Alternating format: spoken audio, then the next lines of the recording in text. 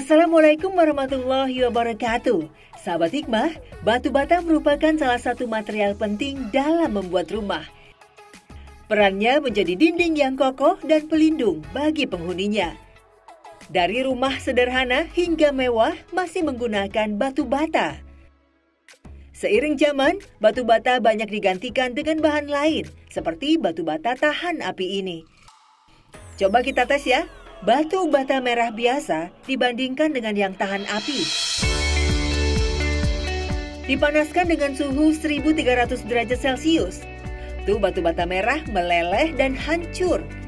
Sedangkan batu bata tahan apinya tetap dalam kondisi yang bagus. Selain itu, juga lulus uji ketahanan. Mempunyai kekuatan 20 kali lipat dari bata biasa. Bahan yang digunakan melalui tahap refraktori dengan menggunakan panas bersuhu tinggi. Material yang digunakan ada tanah liat, biji pasir tahan api, biji pasir mengandung alumina, dan zat adiktif pengikat. Setelah melalui proses pengadukan, tinggal dicetak dengan mesin pres ini. Kemudian dipanaskan dengan suhu tinggi.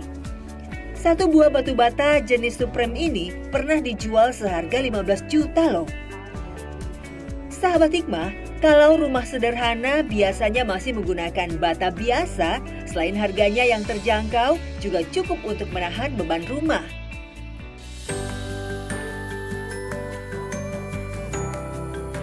Namun, di balik kokohnya batu bata, masih ada sosok pembuat batu bata yang masih mengandalkan hidup darinya.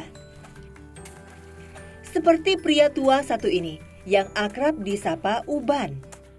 Padahal di usianya yang sekarang ini ingin sekali rasanya sering berkumpul dengan anak dan cucu. Tapi tidak ada yang bisa ia lakukan selain bekerja.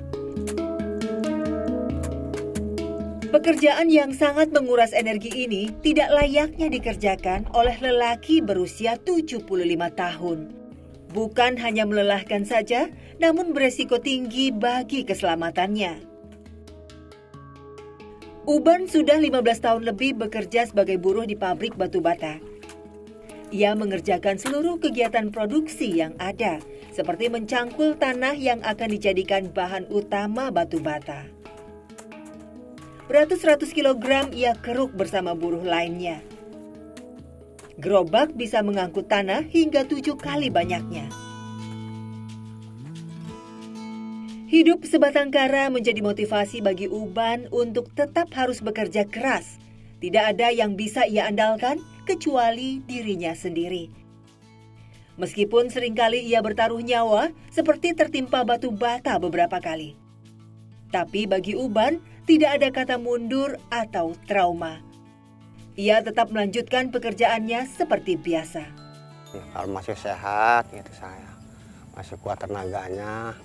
Kecuali kalau saya udah sakit gitu.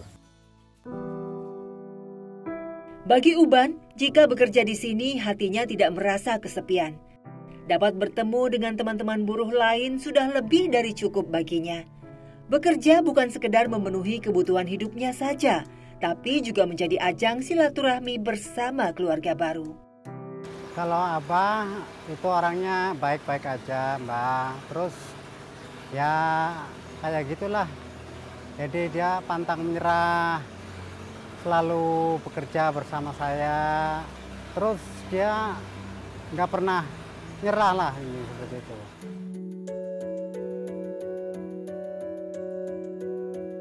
Sahabat, bohong bila hati kecil Uban selalu baik-baik saja. Meskipun ia senang bekerja, seringkali ketika sampai rumah, perasaan hampa kembali menghantui Uban. Ia tidak bisa memaksakan diri untuk menepis rasa itu. Sang istri sudah menceraikannya belasan tahun yang lalu.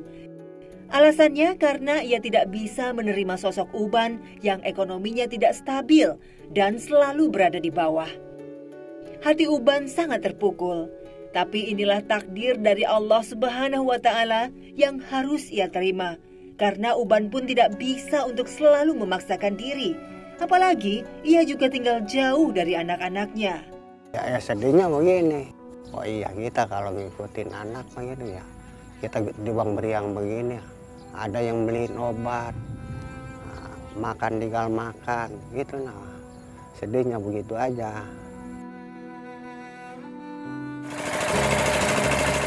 Pekerjaan Uban tidak sampai di situ saja.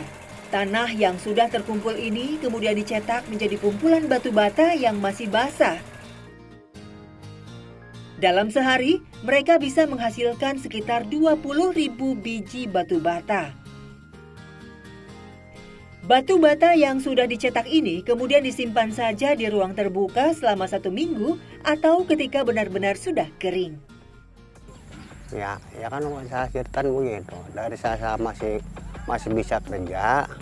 Nah saya itu artinya masih mending kerja. Gitu. Jadi kalau kerja kan kita makan tuh mau pakai ikan ayam, kayak pakai apa kayak. Jadi boleh saya sendiri.